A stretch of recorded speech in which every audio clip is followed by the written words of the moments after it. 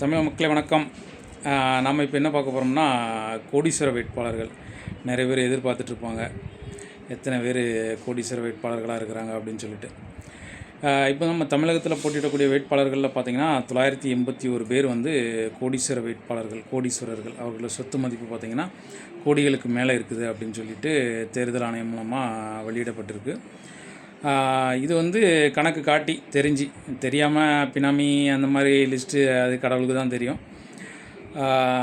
So இந்த 981 top 10 அந்த வேட்பாளர்களில் top 10 கோடீஸ்வர வேட்பாளர்கள் பார்த்திங்கன்னா அவங்கள்ட்ட இருக்க சொத்து மதிப்பு மட்டும் பார்த்திங்கன்னா 9,000 கோடிக்கிட்ட வருது. அந்த டாப் 10 கோடீஸ்வர வேட்பாளர்களில் மட்டுமே 9,000 கோடிக்கிட்ட வருது.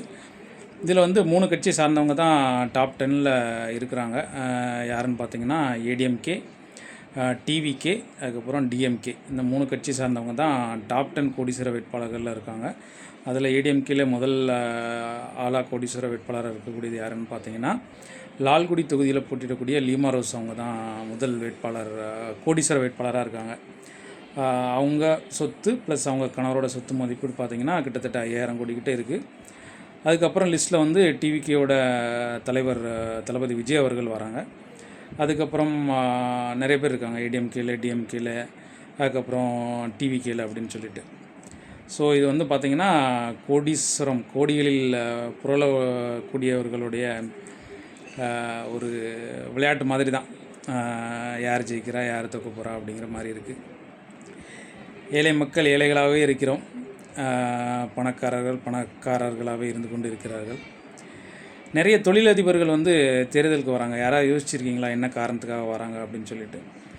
எதுக்காக வராங்கன்னா, இப்போ வந்து ஒரு தொழிலை நடத்துகிறதுக்கும் அவங்க சமூகத்தில் ஒரு பேர் கிடைக்கிறதுக்கும் இந்த பணத்தால் அவங்களால ஒன்றுமே செய்ய முடியாது. ஆனால் அந்த ஒரு பதவியில் இருக்கும்போது அவங்களால எந்த ஒரு காரியத்தையும் சாதிக்க முடியும்.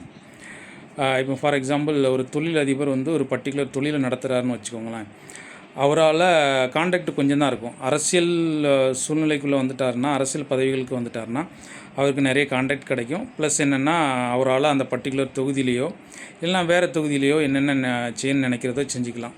இதுக்காக தான் நிறைய தொழிலதிபர்கள் வந்து தேர்தலுக்கு வராங்க, போட்டியிடுதாங்க.